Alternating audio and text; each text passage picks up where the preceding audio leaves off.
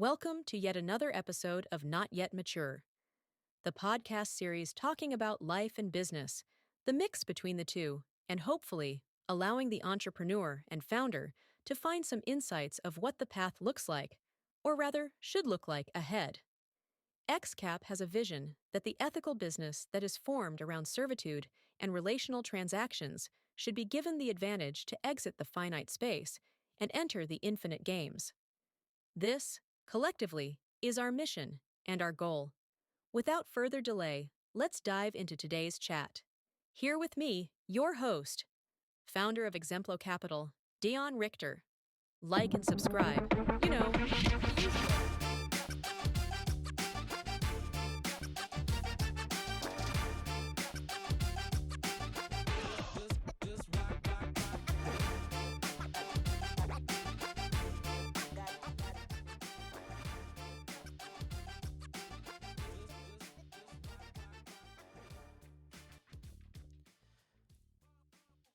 One of my favorite podcasts to listen to, without a doubt, is a show called Secret Sauce.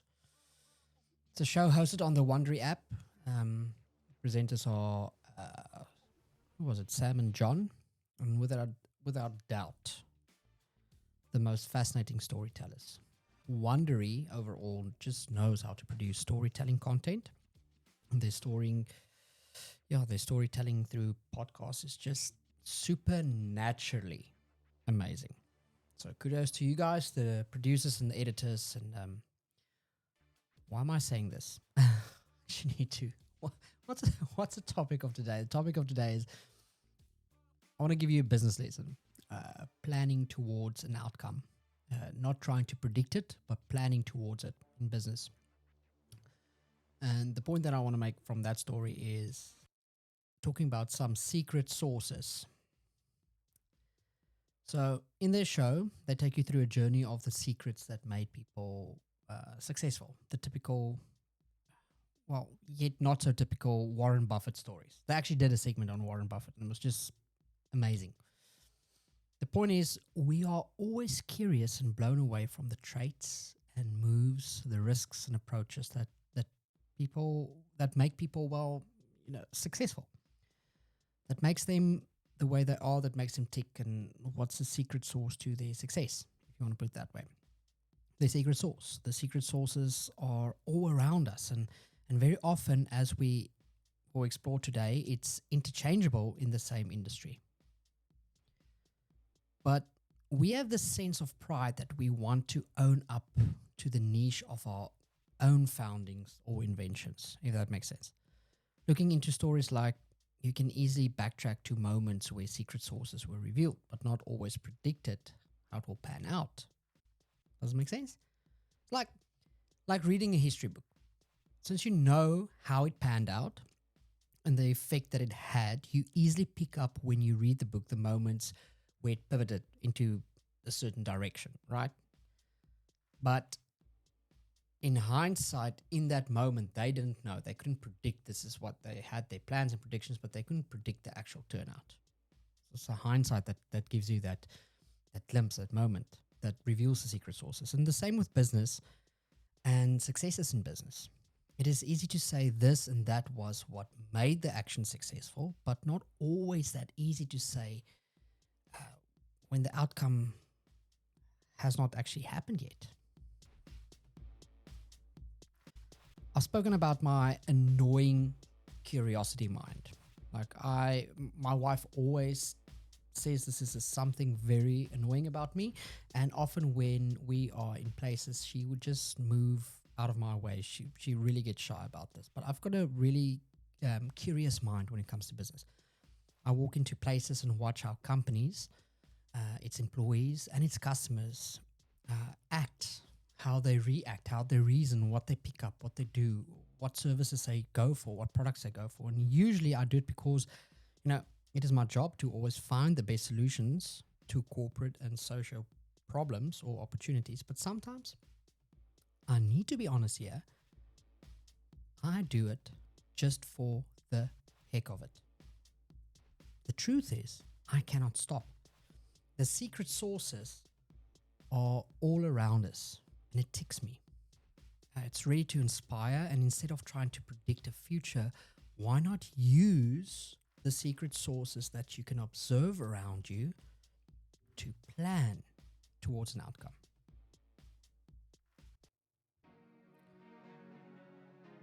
A friend messaged me the other day, said, Dion, do you still do life coaching? Now, if you know me, I'm a life coach. It's part of my entire journey. And I kind of explained to him and said, no, not really. And I actually want to give more detail here. So our company, Exemplo Capital, XCAP, we work mainly with three big areas, if we can put it like that. We work with processes of companies where we try to adapt, change, automate, and get the latest processes in a company for more productivity time out there. That's the first thing. The second thing is we work with culture, the people of the company. The culture needs to be relatable to the audiences. The audience culture needs to be relatable to the company. Those are kind of things that we work with. And then obviously I've got a passion for sales, the offset strategy into servitude, serving a bigger cause while not sinking the company, if that makes sense. So when we work in between all of those three, we do something called executive coaching, where we work with entrepreneurs and executives of companies. And the difference between that and life coaching is there for the individual to help them, and every life coach has a different selling point. But in just of it, when I did life coaching, this is me, is to equip you with tools, resources, and put you in the mindset of evaluating yourself for growth and just keeping a full cup and know how to keep that cup filled up, if that makes sense. The problem I have is not with life coaches in my own mind, is I cannot work with the individual where my passion is the business. But I cannot ignore the fact that the individual has a space in the business, and the business has an impact on the individual, and the individual has a business and as a family, and there needs to be a balance in between.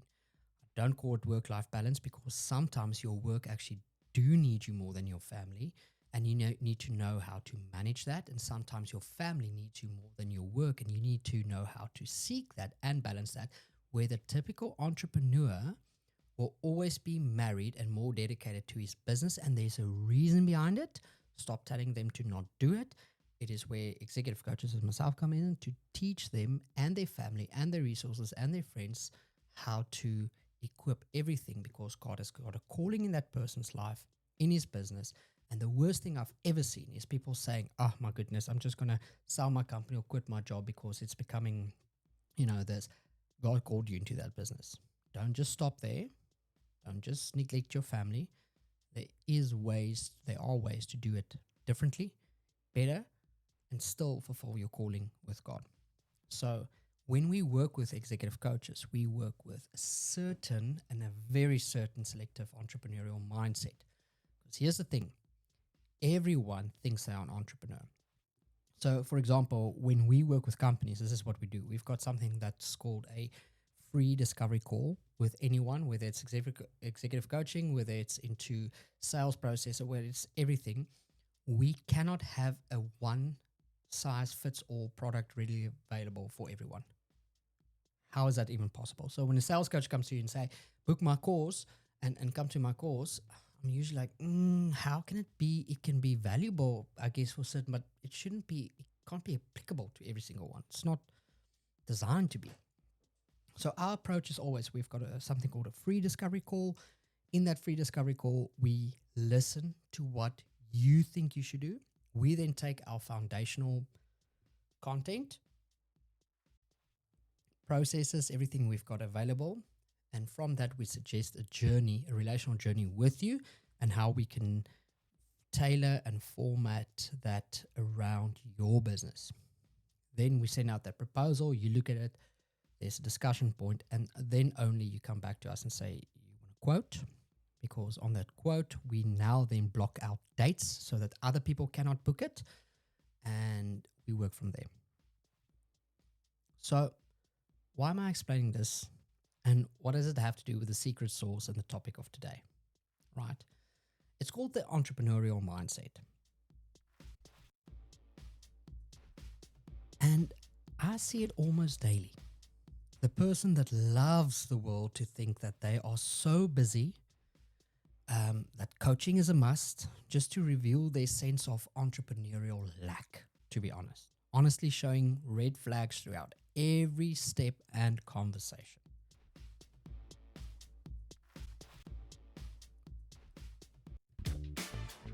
The entrepreneurial personas, I would say, can be broken down into three main differences, right? So this is how I see them when I talk to people. Because first we evaluate truly where they are at and if we can help them, and only then if we are able and willing to help them. But if we can't, we just break that ties immediately there, or show them to someone that's better suited for that job, if you want to put it like that. So the entrepreneurial personas can be broken into three main differences. Number one is the person who think they have it. Number two, the person who wants to have it. And number three, the person who actually has it. Now, the person who thinks they have it, this is usually the arriver, right? They feel they've made it in life. They feel they've arrived. They call themselves entrepreneurs because pridefully they take on too much to handle. They drop their relationships with their family. They go on this spiritual journey, own 6 iPhones for the heck of it, and at the end of the day is not an entrepreneur but self-employed.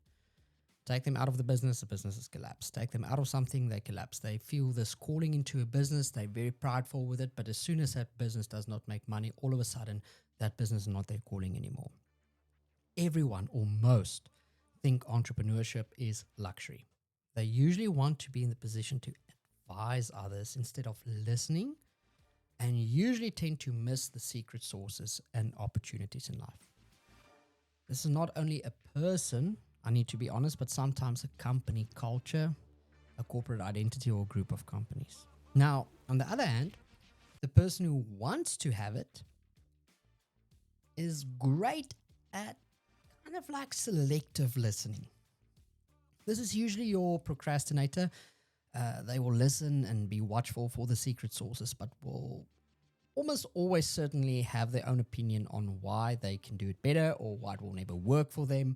It's got this endless task list of what to do, all the do's and don'ts with almost zero actions next to it, or at least nothing checked off from the checklist that they do have. This is the person that thinks entrepreneurship means early retirement, being your own boss, and actively listens to every podcast about billionaires. They read every single book, builds up all this knowledge just to try 0 to 0.1% of it in actual reality and practice.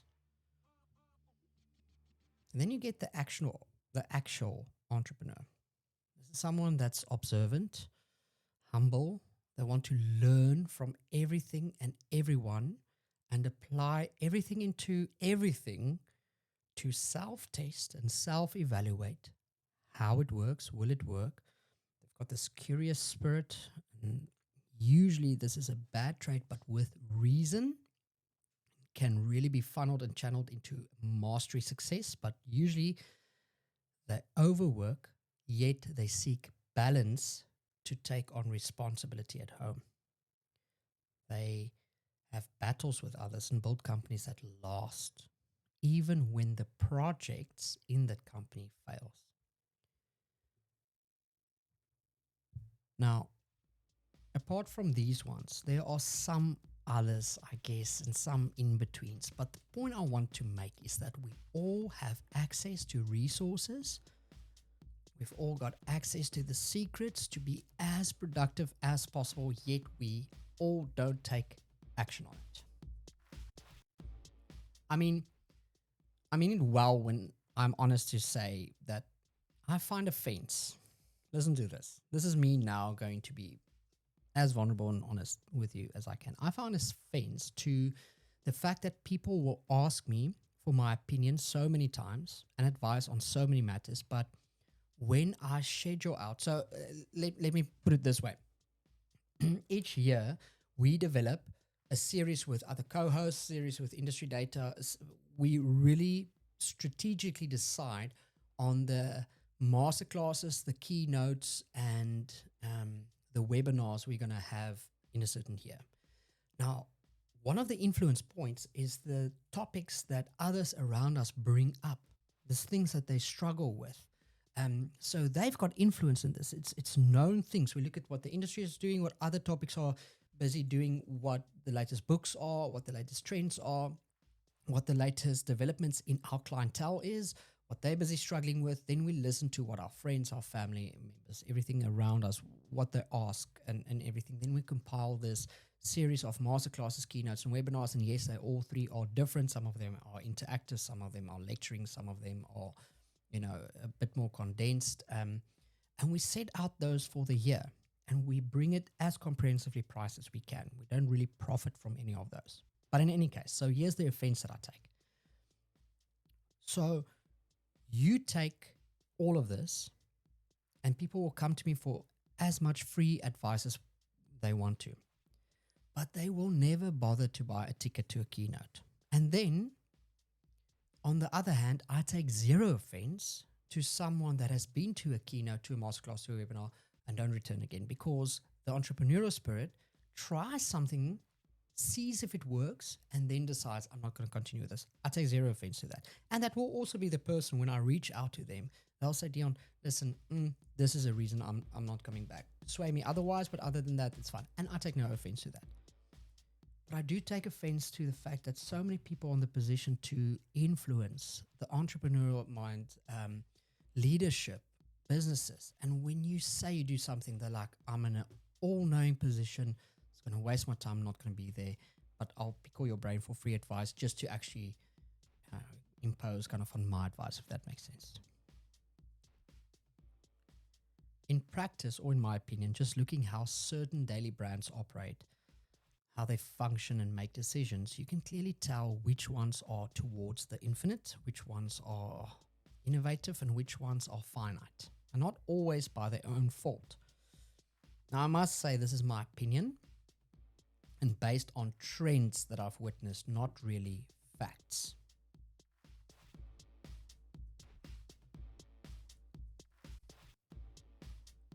So the first innovation does not mean infinite. I want to be very, very clear on that. Just because you incorporate innovation, it's not the guarantee ticket that you're now an infinite business. Innovation means kind of a risk taker, which is characteristics of infinite, but not the definition. And although, might it be the opposite of finite? Maybe, I don't know. Feel free to comment your thoughts. Lack of innovation might be the opposite of finite, but not the definition of infinite, yet a characteristic. It's complicated. That's my opinion on it. So I'm going to use an example because I just did grocery shopping. And when I did the notes for the show today, I thought to myself, I'm going to use something that I use daily, that I can immediately tap into my thoughts as something applicable, and you might not be in the same space. So it's not aimed or dedicated or targeted at someone. It's just something that I experience now. And then I went to that as an example, storytelling technique, a typical sales storytelling technique. Checkers, okay, all know the 360. They most probably, the company, Checkers, most probably the most brilliant company till date in South Africa. They're really impressive, and and if they were part of an ETF, maybe they are. I don't even know. That's where my money will go for the long run. Even their short-term fluctuations, and you can read on Ghost Mail, which is a brilliant podcast about financial happenings in South Africa. I love their mail as well. So can't remember the guy's name if he's really a ghost, but it's just brilliant. So in the short run, I don't care how they fluctuate. In the long run, they are an infinite company. And I want to actually expand on that slightly. Do you guys remember where they were? Let's just say let's max it out to 10 years ago. Not talking long ago, right? Checkers were nowhere. Then they kind of went on the trend where they say, well, let's just start with rebranding and making our stores look great. I'm sure that cost them quite the buck. But then they did something, I don't know if it's intentional or by accident, but this is what happens and this is the truth. They started investing in their future potential clients. Think about it. Your kids, the way they did 60/60, the merchandise, the toys, the everything that they brought out, the little store, the little shops, however you want to call this. Checkers brought this brilliant marketing campaign out, and the effect of it is they are marketing and building rapport and trust and gaining the influence of their future clients. Not only their clients now, their future clients. Apart from that, they brought out this membership 60/60 or extra savings card. If you have it, just by the way, there's no way you lose out on it. It's $99 a month, and this is not sponsored by Checkers. You immediately get 10% additional discount up until the value of $200, so from 2,000 Rand with the shopping, plus free delivery. There's no way you do not score from this membership. And everyone might say, but they're losing out on it. No, definitely not. They're budgeting for that losses, number one. Number two, imagine if 1 million people does it. That's 100 million. That's 1.2 billion Rand of extra revenue access, which they can use for marketing or higher bulk buying power or whatever they feel like, opening up more stores, whatever they feel like doing. Checkers, whatever your marketing strategy, whoever's behind that, give that guy, that girl, that lady, that gent, whoever, give them a massive bonus, because this is brilliant. Brilliant, brilliant, brilliant, brilliant, brilliant. I do have a couple of ideas for you guys. As always, reach out. We can chat. But it's absolutely brilliant. Checkers' secret sauce, without a doubt, is they are investing into their future clients.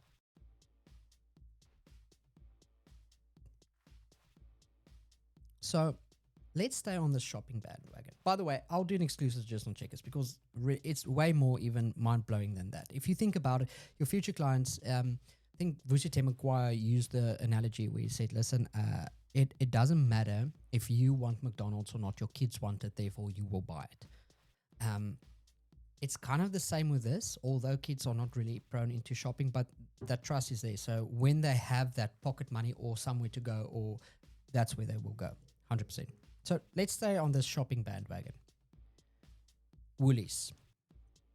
Now, it's debatable if their clothing side of things will make it, or if they will follow Edcon's doomsday, or the doomsday prophecy. But what we do realize is that their food, on the other hand, is something that contains some secret sauce. And you all might think, yes, quality, expensive, Santon, all the Karens, or immediately want to talk with an accent when you talk about them. But this is them. Quality first was their focus point. And you can argue as much as you can. That was their focus point. Then they worried about their MVP. What is their consumers' expectations to their brands? By fulfilling that with the servitude and the quality that they did.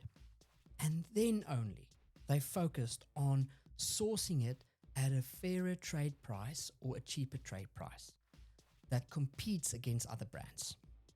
And yes, all the Karens out there are shouting and preaching it.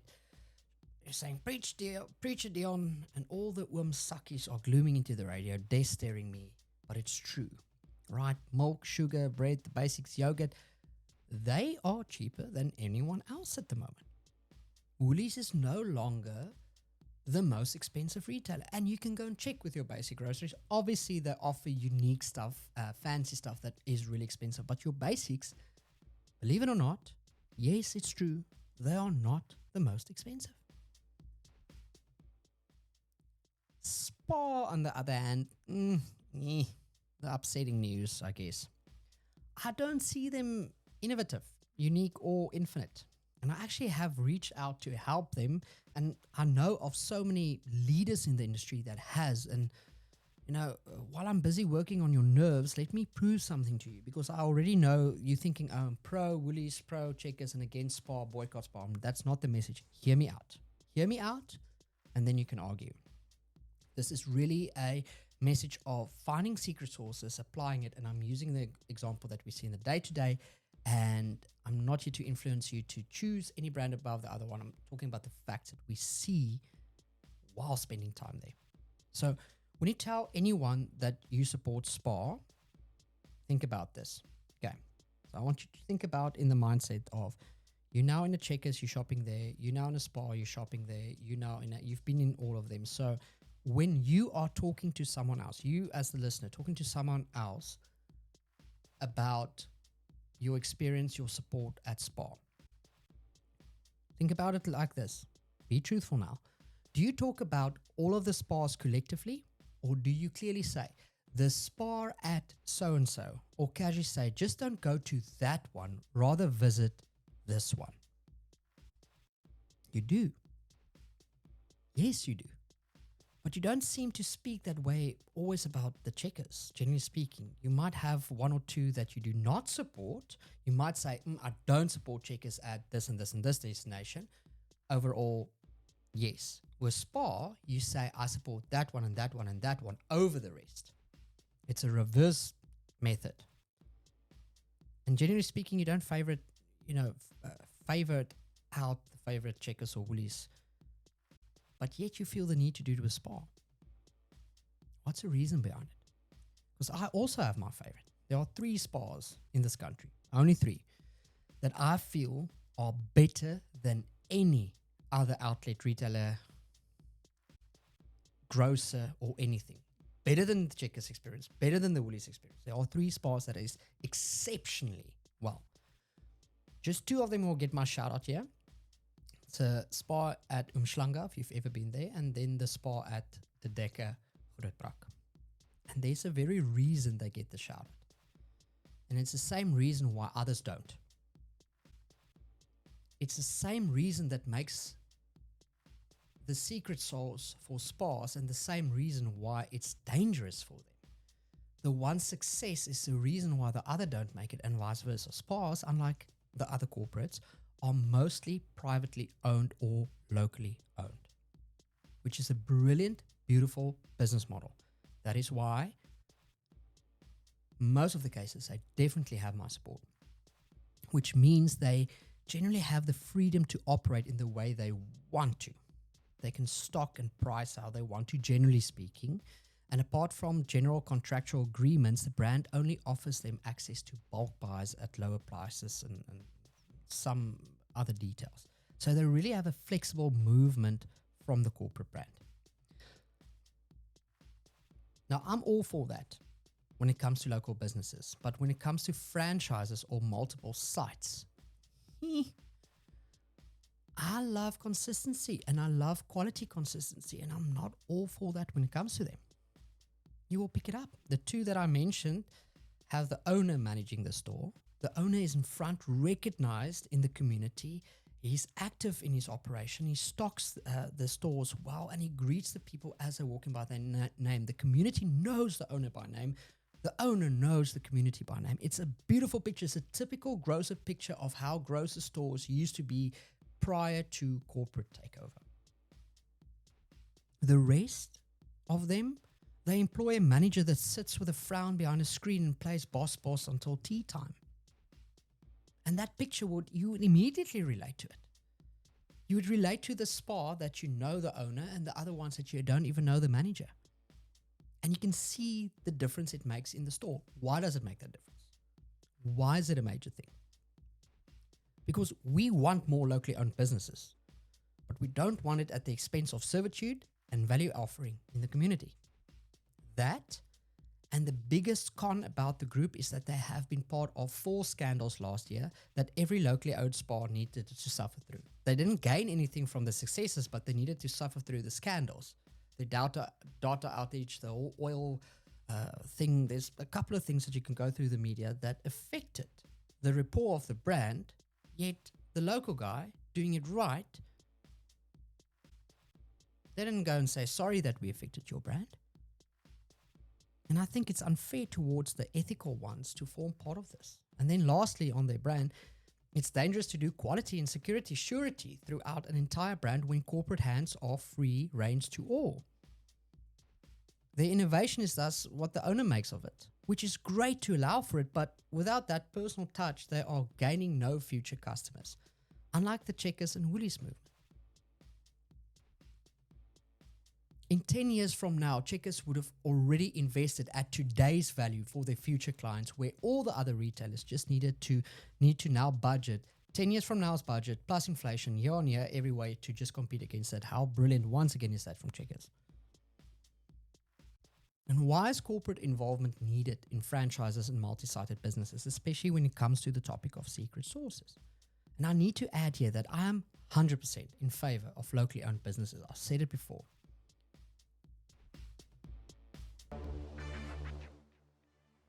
But I also support economical growth factors. First thing is, with any brand, innovation, value offering, and servitude needs to be precise, consistent, and up to a certain standard. Take coffee. Coffee is most probably one of the biggest things in the world right now, but especially in South Africa. You've got big players now like Plato, Vida, Starbucks, Seattle, and some more. They've just completely dominating over the Woolies, the Spurs, the Mug and Beans, everyone like that. And they basically just sell coffee. Now, your experience in the coffee industry is expected to be equally good always, right? We want good, equally good, and we want it always. You want a good cortado at Seattle, Johannesburg to taste the same as a good cortado in Seattle, Cape Town.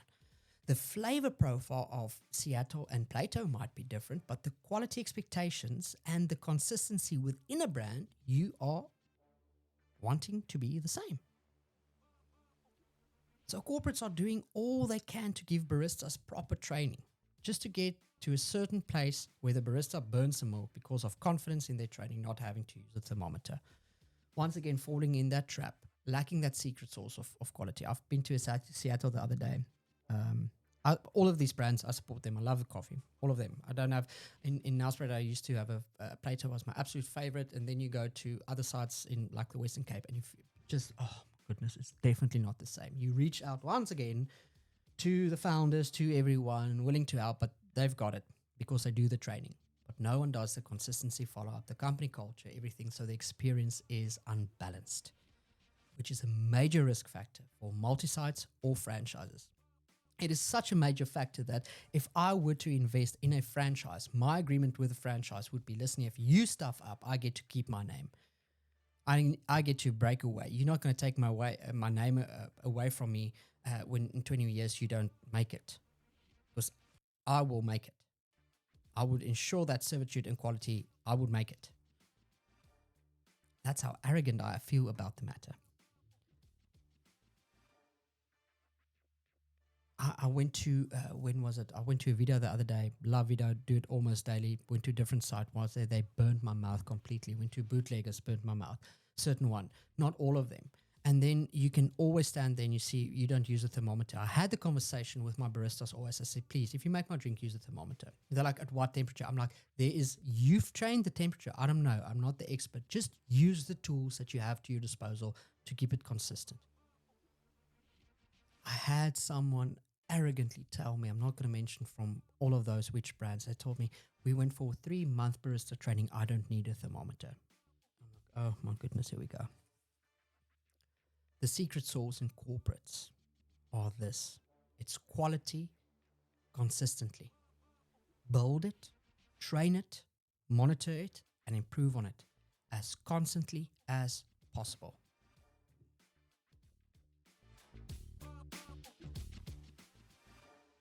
This was actually the secret sauce of Raymond all of his years with Pick n Pay. But remove that constant consistency of quality and curiosity, poof. Apart from the sentence that did not even get mentioned here, Pick n Pay just dropped when they moved away from that. There's obviously other factors as well, but that was a major impact player. Then with all of this, they expect this whole saga of, all the tipping. Let me give you something that was brilliantly picked up. So have you noticed, and a lot of people do it, I think it's the sales team with either Yoko or one of the card machines, or actually within these companies. But if you go to certain companies, Vida again, for example, if your value, if your total is less than $100, The tipping options are in increments of 10 rands. It doesn't show rand, it shows it at the bottom, but it's 10 rand, 20 rand, 30 rand, 40 rand, 50 rand. If it's above 100 rand, that rand changes to percentage. It's 10%, 20%, 30%. So in your mind, you always think you tip a percent, but if $40 coffee would easily cost you $50, you wouldn't notice it then. But months later, if coffee is now a budget thing, it's a different story. Now, corporates don't always get the dangers in it. This is great. I love the fact that you should tip and pay after you had your first sip. People don't want to incorporate that. The reason for that is you are in the opportunity to immediately sort out a coffee that wasn't great, and you get to keep that customer because he will tell you on the spot, I'm not paying for this, or what. You can have that conversation there, and it will turn out that you keep the customer. Whereas, and this is what annoys me, I pay, I tip, I do that. I actually don't always tip. I've got this rule at a coffee shop. 5 coffees in a row, if it was equally good, satisfied me, I'll tip you on the 5th one. And I do it. I don't just say I do it, I actually do it. But if you miss out on one, you get one opportunity to start over from scratch. And people look at you like you owe them this. Like, how horrible can you be to pay $37 for a coffee, but not 10 rand for a tip or 5 rand for a tip? I'm like, I'm going to tip you, but it's your position in your company you're going to pay it. It's not my position to pay you for a coffee that I don't know if it's going to be good or not. So all of this innovation you bring in, yet it doesn't, back to my previous point, make you an infinite company. That's not the secret sauce to being an infinite company. It's the consistency in that would have been a secret sauce. It's the method of saying, listen, yeah, pay and tip after you've tasted. Let's bring that supply chain model in, that pay chain model in. Whoever's going to do this, I'm going to backtrack if you listen to this, because you're going to call me and say, Dion, here's unlimited amount of coffees, because I can guarantee you your customer churn rate will drop like with 20% from day one if you incorporate like that. Every single complaint you would be known about if you can capture it in real time, and every single one of them you'll be able to teach accountability towards your baristas, get your tipping, everything. I just change that sequence. I feel like today we mostly spoke about the negatives in terms of secret sauce, but sometimes the cause and effect around you causes you to learn, adapt, and change. But seeing the problems and experiencing the frustrations is what builds the solutions. It exposes the opportunities, and it grants the entrepreneur to build, innovate, and sustain the ethical business. The one secret sauce is available to the other. Checkers and Woolies are definitely at the point where form of local ownership or local support niches should be incorporated. They should learn that from Spar. Spar can definitely incorporate a stronger corporate culture and bring out a model where the successful locally owned owners model the path to the growth. And sometimes the secret sauce to your growth is as little as changing a cap. And when I say that, Mountain Falls, kudos to you guys. That was just simply brilliant. Taking over the market by simply changing a cap. Well done. I'm going to do a segment on you guys as well. I think every entrepreneur can just learn from you guys. Sometimes the basic just works. Work towards your success. Work towards your goal. Stop turning to, or trying at least to predict it. Get involved relationally. Get involved in your community, support the ethical business over the unethical, and start by showing curiosity. Recognize these flaws and see and reach out. That's the other thing, guys. When I recognize these flaws, I don't keep quiet. I know I said it in podcasts, I honestly jump on emails and say, guys, can I help? Can I assist? Can I offer? Can I do this? Can I do this? Because I want the business to succeed. I know what it means for our economy, for the person, for the whatever. I am always in the position where I say I want to help. There was 2 companies, not going to mention them just to prove my point, 2 companies in this entire experience for me that always had this curiosity brain, that I've been in the position to say, I actually do want you to fail. I actually do not want you to help me, when they called me up for references. Just because I believe the business model is so unethically, just to squeeze as much out as from the person who cannot afford them in the first place. No, I don't want to get mad now. But get involved relationally in your community. Support the ethical business over the unethical, and start by showing curiosity, asking why, and implementing solutions to overcome obstacles and issues. got a rule with everyone that works for me. Everyone that works, not for, did I say with or for? If I said for, I apologize. With me. No one works for me. With me. I always got this rule and say, you are not allowed to bring a problem to me if you didn't think at least about a probable solution. We need to teach each other to bring a solutional thinking with a problem. And it can be a horrible solution. I just need to see the effort that you thought about a solution. Lastly, when you incorporate solutions, remember this side note. Okay. Remember this. When, okay, it is not your offer that counts, it is your audience's perception of that offer. Perceived value is way stronger and way bigger than any value that you put out there yourself. Until next time. This is Not Yet Mature, and you are listening to Dion Richter. Thanks for being here. Please subscribe to our channels.